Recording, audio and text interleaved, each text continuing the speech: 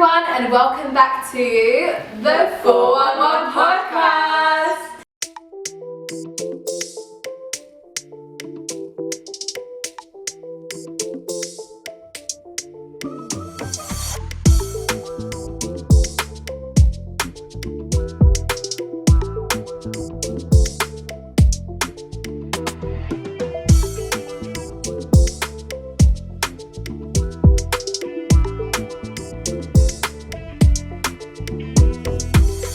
So I don't know if you guys have listened to our last two episodes. They were on what they don't teach us in school and how we're getting through it.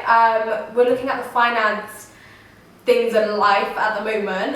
We're going to be talking on this episode about entrepreneurship, what it really means, and just stuff like that. And we also have a special guest, Dr. Youmna, a woman who has manufactured her own hairbrush for women of colour out there, available in the UK. So yeah, can we just talk about what entrepreneurship is? The definition, for those out there who don't really know what it means, it's the activity of setting up a business, taking on financial risks in hope of profit. Entrepreneurship is viewed as a change, generally entailing risk beyond what is normally encountered starting a business, which may include other values than simply economic ones. So it's really like starting a business with a purpose that is different to everyone out there with a meaningful agenda behind it.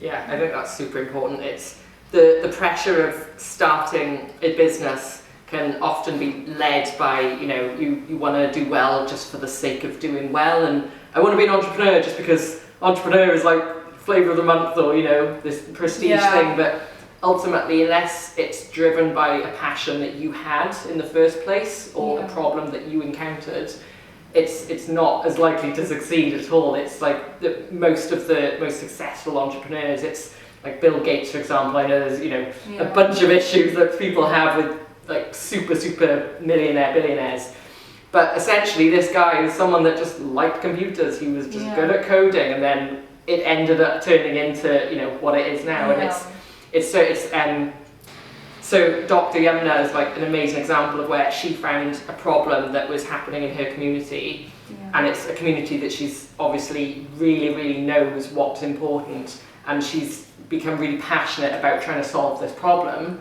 and that's what's driving her to do it and do it well. Yeah, I think this links back as well to the change aspect that we were talking about, that if you want to see change, you need to be the change. So yeah, that's really powerful. You need to be in your society, you need to know your community in order to know how to help out. So I think that's also important as well. I guess I can jump to my bit on basically the idea of creativity with entrepreneurship is not just a walk in the park. I feel but at the same time, I don't want to say it's impossible in a way, but I want to say you need to be prepared for it, because people suffer because of lack of knowledge. So I'm a big advocate for knowledge. If you watch the previous episodes, basically if you have enough knowledge on something, you can win in everything, because sometimes you just want to rush to start without knowing exactly what it means, how you're going to implement it, what you're going to do, and all those things they come back and they affect you later on. But at the same time, I could also say I feel sometimes we think too much. So I'm not necessarily saying we should overthink the process, but I do think it's good to have efficient research before you start into your entrepreneurship journey. Learn how other people did it. For example, Dragon's Den. I love watching that show. Do you guys know it? Oh my god, yeah, I used to watch that when I was younger. Yeah, it's really amazing. I like it. I've seen so many people present ideas I would have never thought of, and it's just wow, people are thinking out here. And I went to this business society event, and they were saying there is nothing such as I'm not creative, because most of the time you feel what do I have to do? But there's nothing such as I'm not creative. Right now you can just make someone laugh. You don't even have to say a joke. If you just make a funny face, someone will laugh, and I feel that's a superpower. So you just need to know, and you see how many people are making money out of comedy and stuff like that. Yeah, exactly. You just need to find who you are and be comfortable in your skin, what you're saying. Just find out your passion and use it to your advantage. I don't know if you guys want to add on before I go to the negative side. Oh, the creativity side is I think it's I'm not going into doing the whole entrepreneur thing. I am someone that's doing a STEM degree, and creativity is like in science. It's not often thought about like an important thing in science, but actually to be creative is about, it's not even about coming up with new ideas, it's more about combining ideas that already exist into something new. So if you think about, you might be someone who wants to develop creativity, which is equally as important in like, building a business, entrepreneurship. You can like just take ideas, like kind of steal ideas that have already happened and just apply them in a new context. And the kind of ways that you can be an entrepreneur now, can you imagine like 20 years ago if someone had said you could make millions playing like video games? Like what? That's just no way. Whereas now there's 40-year-olds just sitting in their bedroom making crazy money from just doing their hobby. But they're doing well because they're engaging to maybe watch or something, and it's because they enjoy what they're doing. Yeah, and like that reminds me of I think in my high school we used to have this quote for like this society called Young Leaders, and our quote was, leaders don't do different things, they do things differently. So I think you should just like change your perspective and see situations and how you can help out in a way. And I know there's a lot of pressure with being an entrepreneur, so definitely just think about it, is this really what you want? And if it is, then go for it. But I feel like our society has put so much pressure on us to kind of everyone, it's a generation where everyone thinks they need to be an entrepreneur. And I think for me, I went through so much also thinking, I want to do an entrepreneurship something, but I didn't have an idea totally. I would sit and start writing, I didn't know anything. I was like, okay, what am I good at? How can I use it? And still there is I don't think there's something that I have found. And I realized that it's not always that you have to be an entrepreneur. Don't feel the pressure to kind of be an entrepreneur. The world is balanced. We live in a balanced ecosystem. Everyone is there and is contributing what they need to be contributing in that society. So just because everyone is doing it, you don't have to. You might actually find that your happiness comes from something else other than being the owner of a job, because it comes with so much responsibility as well. I think people just overlook that. You might want something, but are you going to be ready to kind of put people in the same place, make people share your idea, love your idea so much that they want to support it? Think of those things and consider the benefits. What do you prefer for yourself? And I think that's really important. Consider the responsibility that it comes with. But at the end of the day, being an entrepreneur is cool. Yeah. I think I definitely respect everyone who started something, because I think it's so much courage as well. It's just putting yourself out there. How do you even? It's the amount of responsibility and just faff that you have to deal with that isn't even to do with the part that you enjoy, and you have to be aware that as soon as you attach money to something that was initially maybe a hobby, it can sap the fun out of it, because suddenly you're associating the thing you enjoy with a bunch of business stuff that is just headaches. But if you can get over that hurdle, you're really going to be just so much further than so many others. Because you do need your peace at the end of the day. You need to make sure you do what makes you happy. Money, I'm gonna start this controversy. Money can't buy you happiness, but of course it does. I feel I agree with you. It doesn't really give you happiness. Or if you buy an item, it's temporary. That whole idea of retail therapy. That is a temporary emotion that will go after. I don't know, I feel when you get those pair of shoes that you've really wanted, you'll be happy for literally a day. Then it'll go and it'll be okay, it's just a pair of shoes at the end of the day. It doesn't really buy you happiness. I totally agree. I think money comes and goes as well. It's more about, and that's why entrepreneurship isn't about making money. I feel when you go into it thinking, I'm going to be an entrepreneur because I want to be rich. Realistically, that mindset is not going to get you anywhere. You need to be, if you want to be an entrepreneur, you need to really think, I want to design something that is going to have a change in society, or it's going to help someone in society, it's going to do this for someone in society. And that's how the majority of entrepreneurs do succeed. It's not because they're looking at it I just want to make money. No, they're looking at it with purpose. And I think it's so important to remember that. For those out there who's listening to this for those out there who are listening to this podcast, honestly, if you want to be an entrepreneur, go for it. Go for your idea that's been hanging up in your brain, and you think, should I do this? Should I not? It's not really out there. People aren't really doing this. Or this product isn't out there for people. do it. That is the biggest reason to do what, like make that product or do this out there, because there's no one in the market who's doing it. That should be even more encouraging. Don't let it discourage you. Yeah, and sorry, just to add on, like when you're saying like money shouldn't be your motivator, we have an example of Hill. Like the CEO of the company started at like 37, got successful at 37 or something. Yeah. So like that shows you that you shouldn't put a limit to yourself or like pressure yourself to think I need to be like at this stage, at this point. Like it's okay to try, fail, keep going. Like if that's something you really genuinely want, keep going for it. And like one day it's going to be successful. That's definitely the truth. It's like if you're putting pressure on yourself, I need to be at this point at this time, and whilst doing that, you're buying certain, I don't know, shoes or whatever it is to make yourself look like you're a certain place in life compared to where you actually are.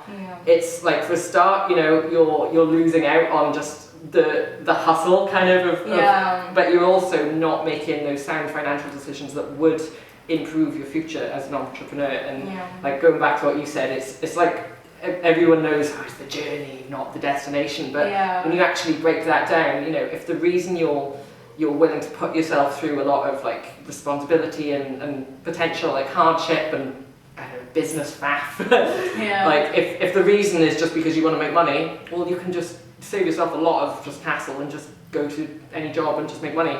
Whereas if the reason you're doing it is the journey, because for example for me, I'm not in entrepreneurship, but I'm not in a STEM degree because I just want to have a STEM degree on my CV.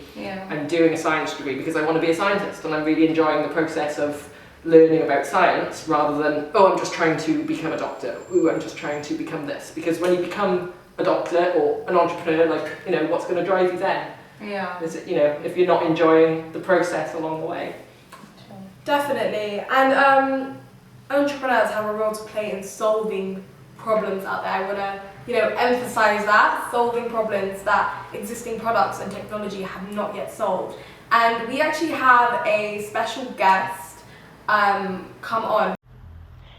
So guys, how exciting is it that I've met an entrepreneur who has started her own business from Wales, and I just thought I'd quickly grab onto her. I met her and I wanted her to share her story and add it to this episode about entrepreneurship, because I think it's so inspiring and it's so beautiful and amazing. And so if you'd like to introduce yourself and what your business is. Thank you so much for the opportunity. So I am Dr. Youmna Mouhamad, and my brand is called Naifasi, and my dream is actually to bring joy in the haircare experience of women with textured hair. I have invented a product that enables women with textured hair to apply conditioner, distribute the conditioner, and detangle all at the same time. That's amazing. And what inspired you to build this product? Like, where did it start? So many different things. So it really started from the final year of my PhD. It can be quite difficult, the final year. So I moved in with this family as an au pair, and there was this beautiful girl called Hazel, and she had this thick curly hair.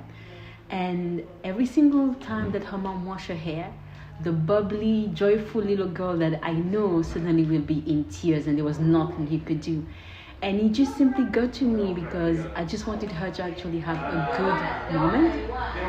And in the sense that where I'm from, so I'm from a very small island in the Indian Ocean called Mayotte. Go check it out. We don't really have hairdressers back then. It will be like every Sunday my mom will sit me, my sisters, or with my auntie, and they will do our hair. So it was very much of a very moment to connect with other people, catch up and have a great time. So I wanted Hazel to only remember the moment with her mother rather than actually the pain and the tears, which also affect your self-confidence and self-esteem regarding your relationship with your hair. That is so beautiful, honestly. And it's so amazing that you thought, I'm going to be someone who actually does something about this and actually builds a product that is going to help so many women of color out there, and that's something that's not available to them either. Indeed, I think it just shows sometimes the importance of actually having diversity in research groups or in big companies, because when I first had my idea, I just couldn't believe that it was nothing like that. I actually doubted myself, thinking maybe I'm just lazy, maybe it has no value because nobody talked about it and no big brand actually brought it out. But then I got to discover in my first trial, working with different women to test the first prototype, the 20 women I work with, all of them say, I would buy this, and I'm just like, okay, I'm onto something. Yeah. So it's quite interesting, something so simple that could definitely bring so much value to a group of individuals has completely been neglected, an opportunity that was not taken. No, definitely. And I hope that we will be seeing this in the marketplace, seeing it in our local booths and our local Superdrug where people can purchase this. That's the big dream. There is two big dreams in my journey, and they all start with empowering. The first one is, with the product, enable women to have a great experience and really change their relationship with that moment, enhance the relationship with themselves. I want women to love their hair and just feel that it is as beautiful as it is to start with. The second one comes really close. Somebody that really helped me to raise my self-awareness, understand who I was, understand my personal drive. And that space has been so good to me regarding finding inner peace, self-love, which I believe are really important as an entrepreneur, because at the end of the day, you don't build a business and actually put yourself in a mental or emotional state that actually jeopardize your well-being, And because of the peace and the confidence I've acquired to that space, I want to give back to young women who might just be like me 4 years ago, had all of this potential locked inside, but just needed to find themselves and find that self-confidence to actually blossom and unleash their potential and the impact that they can have in the world. That's amazing. And what would you say to young entrepreneurs out there who are listening to this podcast? What is your advice to them? I would say, you have really nothing to lose. And really I think we need to approach entrepreneurship as an opportunity to discover ourselves and an opportunity to grow. Make it more about the experience, because what you learn from anybody that actually have all the people is that when you fail, you still grow, Yeah, so it's true. And that growth that you have, maybe that business didn't work, maybe another one will work, or maybe you'll end up joining a company or an organization where those experiences come to be fruitful. So really remember, I think, is keeping in mind that you have nothing to lose as an individual, and it's a beautiful journey as a human being, because you're gonna have difficult time, which get you to discover what are you made of as an individual and get you to grow. And that is just beautiful. I really think that is really what gets me excited about this journey. Every single day I'm discovering a Youmna that I didn't know that was inside of me. Yeah. So just take it as an opportunity to grow, and that's the most important mindset that we should have in life, regardless what we choose to do. Well, thank you so much for just stopping and having this short interview with us. I literally had to stop her, guys, and be like, I need to have a conversation with you about this and put it in the podcast. Thank you so much for having me, and hopefully there'll be other opportunity to actually speak about the whole story in much more depth. Definitely. You know what, guys? I don't know if you've ever watched A Cinderella Story. I definitely did. You definitely did, with Lizzie McGuire. I haven't seen this, so but there's a quote, it's after the climax of the whole film and everything, and something rips off the wall, and it's a message from her dad who's not in her life anymore, and it's don't ever let the fear of striking you out keep you from playing the game. And that quote has stuck with me. I'm not even joking. It has stuck with me because it's true. That fear could prevent you from doing something so many things, and it's you just really have to push yourself sometimes. There has to be an inner voice in your head that's no, you are able to do this, you can do this, and just push yourself. I think life is just about taking that risk, because I feel all my achievements in life have just been from taking risks, because who would have known I'd end up here? Like how? I didn't even know how, but then I'm here today because I took that risk. And I remember like with debate as well, because I've always loved debate, but I just never win somehow. But I just kept going because of that passion for it, and I finally won like my first competition. I'm not gonna. Oh yay! But yeah, I feel like it's just like those small things. Even when I look back now, and like I feel like I'm not like competent enough to even do that. I'm just like, but I once did it, and I have that like that history to back me up. Every time I feel like I'm not worthy, I can't do this. So yeah, I think it's genuinely so important to just like take that risk in life. Just do those crazy things, you know. Be outgoing. Okay, you don't have to go like extreme, but just take that risk. Yeah, definitely. Really interesting you've used that as an example, that you can use yourself as an example. So the first time you have to take like a big risk, you know, it is really difficult, but once you've done it once, it doesn't matter if it's a completely different context. It's like, oh, I bossed this last time, let me do this for this other thing. And it counts for when you're trying to overcome, you know, certain struggles and things, but it's also the same when you're just trying to like sort of move up in the ladder of career or life, like using yourself as an example moving forward. Yeah, I think that's really important. Also like the Pareto principle. So the Pareto principle basically says like if 20 people can like agree to do something, it can literally result in like 80% change. So it doesn't have to be everyone. So if like 20% agree on something, they can achieve over like 80% in a company, for example. Like they can achieve 80% profits of a company just because they agreed on a certain strategy. So I feel like this like theory in general just shows you how like you don't need everyone. So like most of the time when people talk about climate change and all those things, I've usually thought to myself like, even if I stop eating these types of goods and everything, like how does it like benefit society if everyone else continues? But I feel like you need to have that strong conviction and just be like, if I do it, it might not result in like instant great change, but it's going to result in that change that I need. And going forward, like most people are influenced by the people around them. So you don't know who you're impacting, you don't know who you're influencing, and it's worth that risk.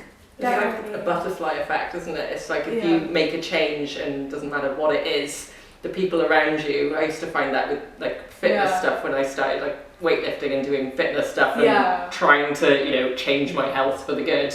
The people around me started doing it as well, and it just rubs off. So even though you might think, oh, my small contribution isn't really going to do much, it can have a massive impact, and then you can just do tons of stuff, which is amazing. True.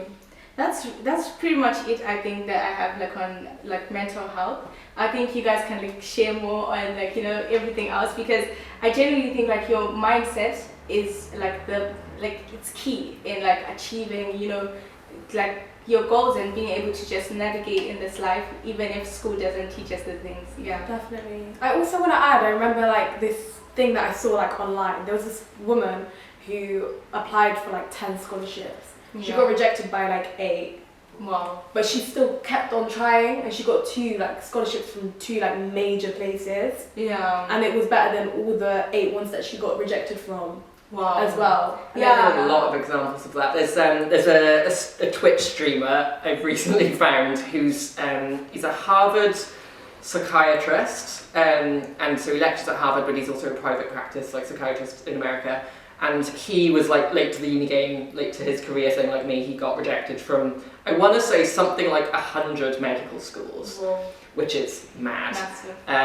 So, and he is, I can't remember his full name, but his online name is like Dr. K. So we'll link it somewhere if you want to go check out his like channel. But he puts all this stuff on YouTube. And he now specialises in helping people that are into like gaming and stuff with their mental health. And he, as someone that got rejected from 100 medical schools, the last one he went to was Harvard, and the one that he got accepted to was Harvard, which is like, you know, god tier university. And now he's not just doing Harvard stuff, he's got millions and millions of subscribers on his channel and stuff, and now he's helping, you know, spread his impactful mental health message for like his kind of niche. Yeah, that's really amazing. I also know the example of the guy who invented the airplane. Apparently he failed like so many times, and he kept saying like, I didn't fail, I just found out how it does not work. So he kept going until he figured it out. It's like an engineering thing. Like each time you're essentially prototyping, you know, your skill and career or whatever it is each time, each job application, what went wrong there? Because with job applications and stuff, you can actually find out where you're going wrong. You can ask, if you're getting rejected from a university or job, you can call them and find out where do I need to change next time, and then the sum of little 1% changes over time can compound up, and then after a few problems, you've then fixed a whole bunch of things. True. I think another thing is just to act quick as well. So most of us are scared to fail, so we don't take that risk. But I think it was Stephen Bartlett. He was like, if you fail quicker, then you get to recover quicker and learn how it's done quicker, and then you get to your destination quicker. So I think that's another thing. Just do it fast. Don't think about it too much. Failing is good. Yeah, go on. It's we covered don't think about it too much. You know what I'm about? No, but that's literally how it's a vibe. Yeah, that's how I go about my life, guys, and it's working so far. So another thing we looked at was the lack of investing knowledge in school. We won't go massively deep into it because, well, as you know from an economics degree, there's so much information out there, but I think the biggest thing I've learnt coming into this game late is that starting early, if you're going to invest, whatever that is, even if it's just a savings account, compound interest is real. So the faster you start, the better, and it doesn't have to be that much, but it's, again, about paying yourself. And you can, there's lots of different ISAs, learning how all of that works, learning what happens to your paycheck, all of the different tax codes and things, all of this practical stuff. Just do some Googling, just do a few hours, just really trying to understand what the options are. In the UK, you can save up to £20,000 a year tax-free. And obviously that's way higher than most students are able to do. But you can have, for example, I have a stocks and shares ISA, so I'm able to invest in the stock market whilst not really knowing anything about companies. So instead of investing in the specific companies that I think, they might be good, trying to just sort of hedge your bets is kind of the phrase, with things that are less risky with more risky, and learning about all these terms would really help you in the long run. Another thing is preparing for a job interview. So I know the basics of what a good interview consists of is firm handshake, eye contact, confidence, honesty, but I feel what the main thing is, guys, you really need to sell yourself to whoever's hiring you as if you're a product. I can do this, I can do this, I can do this. And it's almost I don't know if anyone saw that Rihanna TikTok, where she's I think it's something about faking it. Even if you don't believe that you are capable of all these things, you need to speak it into existence and say actually I am, and tell them that you are. You can't just sit there and be actually I don't know if I can do it. No, you've got to sell yourself to them. Because that short 8 minutes of them having an interview with you will literally determine whether you have the job or not. And you're all capable out there. All our listeners who are listening to this, the fact that you're even still listening to all these finance stuff, and clearly you're still interested and you're still wanting to know more about how to better yourself financially and be more stable. So yeah, really. And start your own business. I know a few people who are attempting to start their own business, whether that's through tutoring or a restaurant. And what I will say is it is a journey, and it's not as easy as ABC, no, it's not. There's a lot of time dedication, a lot of failure will happen along the way, but it's part of the process. Throughout our whole podcast, we've been saying just keep going. It is really a trial and error. Life is about trial and error. There's no one in this world who will just completely be successful in everything they do. It's the inevitable. Do you know what I mean? So it's just believing that you have the capability to do something, putting your head down and doing it. And if failures come your way, you take it with a bucket of salt and be okay, cool, that's happened, move on. Don't dwell on it too much, because it is the past at the end of the day. You need to keep living in the present, keep living in, I'm still aiming to be like this, I'm still aiming to be like that.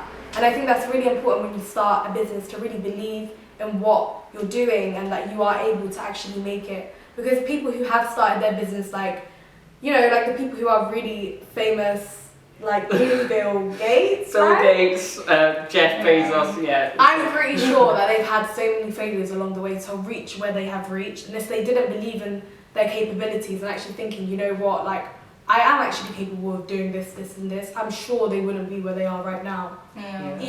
Even with the money that they had and invested, it is really about your mindset and just believing, guys, this is message out there for all of you, you can actually do whatever you're doing. Whatever you're planning to do it. Yeah, it's like believing in your future self, and I think we really underestimate how things are going to work out in the future. We kind of have got this really strange perception of time, and it's amplified when you're younger, so when you're like 18, 19, 20, seeming like you're like, I'm going to pretty much be the same person when I'm 30. Like, that is not how it works at all. So many things can happen, you can develop into a completely different person, but you, to some degree, have kind of control over the person you develop into.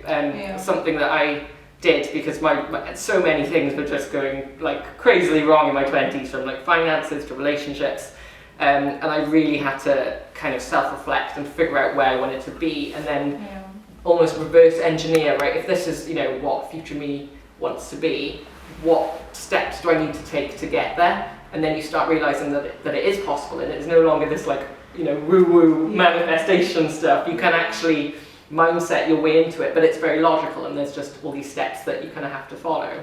Also, to our listeners out there who aren't students, because we have a big audience out there, to people who've come to this country and they don't really know where to start because they think they have, you know, like, don't know how to write a CV, or have no, like, think they have no support out there, I do want to plug the CAE, Centre for African Entrepreneurship, and this is a podcast from them, but I do want to plug them because the CAE focuses on supporting ethnically diverse communities to succeed through enterprise and employment, provide employment support, CV writing services, entrepreneurial support, and really, so there are things out there, you just need to look online, and this is a great organisation for that if you are really struggling to kind of find your feet in this environment and it's all new to you. And add something on that. Yeah, still on that line, basically what we do, the CAE, what they do is they help you to know that to never let your background keep your back on the ground. Yeah, word. This has been podcast rated number 1. It's the 411. Till next time, guys. Bye. Woo!